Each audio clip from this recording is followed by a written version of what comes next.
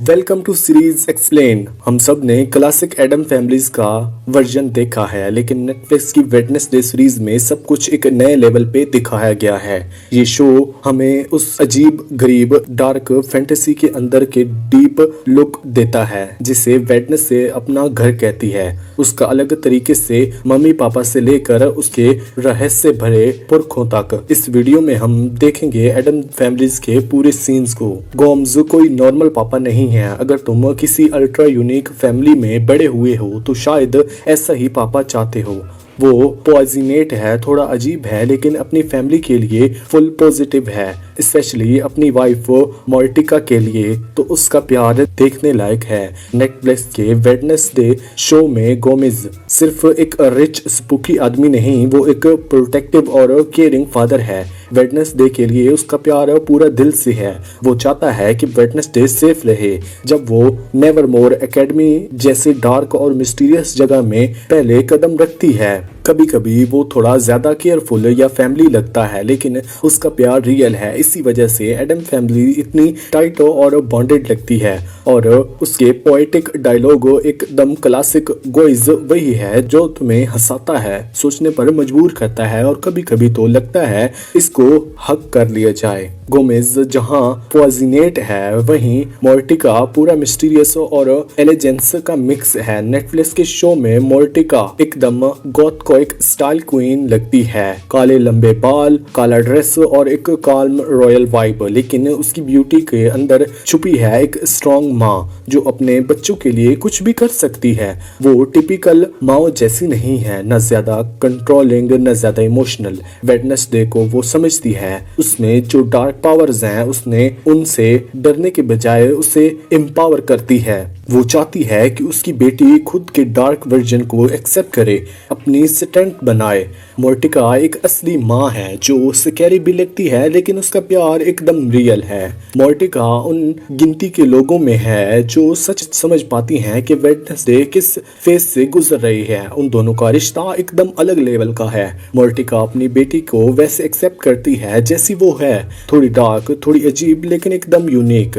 ये वही तरह का प्यार है जो हर किसी को चाहिए होता है, बिना किसी कंडीशन के। चाहे तुम नॉर्मल हो या फिर ना हो, फिर भी तुम्हारे पेरेंट्स तुमसे प्यार करें, बस वही मोर्टिका का प्यार है। और अब बात करते हैं शो के स्टार वेडनेसडे एडम के, जैसे जेना ओर्टेगा ने प्ले किया है। जब वो स्क्रीन पर आती है तभी से क्लियर हो जाता है कि ये लड़की दूसरी बच्चों जैसी नहीं है। वो खुद को एक आउटसाइडर मानती है और तुरंत ये है कि वो हमेशा से थोड़ी अलग रही है।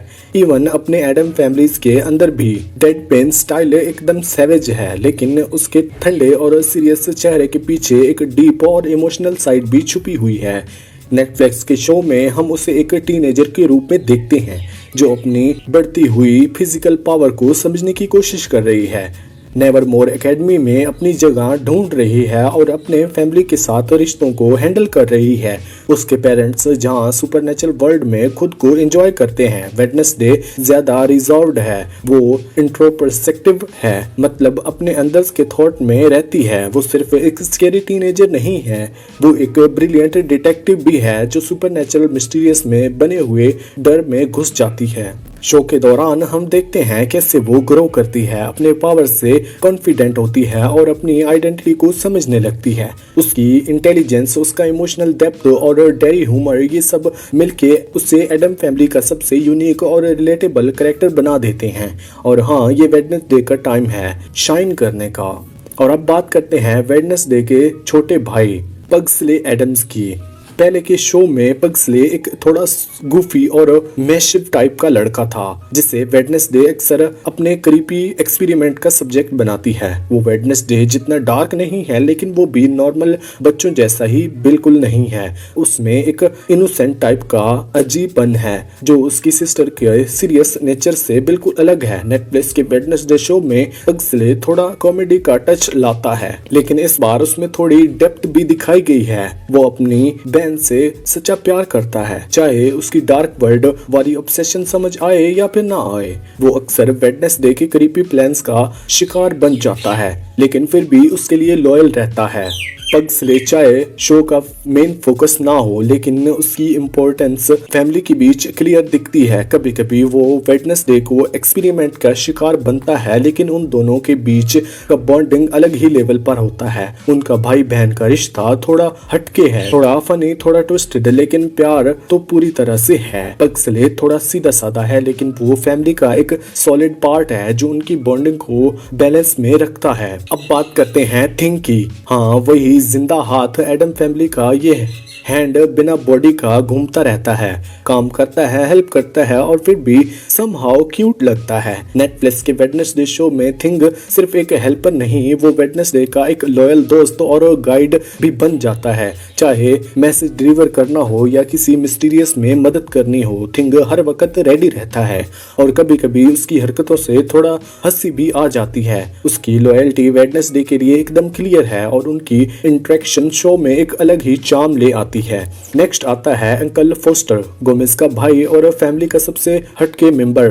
और कभी कभी किसी को प्योर मैडनेस का सिंप बनाना हो तो वो फोस्टर ही होगा। वो थोड़ा साइंटिस्ट है टाइप है, थोड़ा इलेक्ट्रिक शॉक देने वाला, लेकिन एकदम फन और लॉयबल। वेडनेसडे के साथ उसका बॉन्ड भी स्पेशल है। जब वेडनेसडे अपनी सुपरनेचुरल पावर को समझने की कोशिश करती है, तब फोस्टर अपने सपोर्ट करता है, गाइड करता है, हाँ वो रिस्की आइडियाज देता है, लेकिन ऐसे तरीके से लगता है चाहे वो थोड़ा क्योटिक हो, लेकिन उसका प्यार और लॉयल्टी फैमिली के लिए 100% है। और लास्ट में आती है ग्रैंडमा एडम्स, फैमिली की मिस्टीरियस दादी माँ। नेटफ्लिक्स के शो में उनका रोल ज्यादा बड़ा नहीं है, लेकिन एडम फैमिली की हिस्ट्री में वो हमेशा से इम्पोर्टेंट रही है। उनका लुक और स्टाइल थोड़ा विच टाइप का होता है, मैजिक पोशन और थोड़ा क्रीपी वाइब्स उनकी स्पेशलिटी है। चाहे वो स्क्रीन पर कम दिखे, लेकिन ग्रैंडमा भी उस वर्ल्ड का एक इम्पोर्टेंट हिस्सा है जहाँ सब कुछ थोड़ा अलग और डार्क है।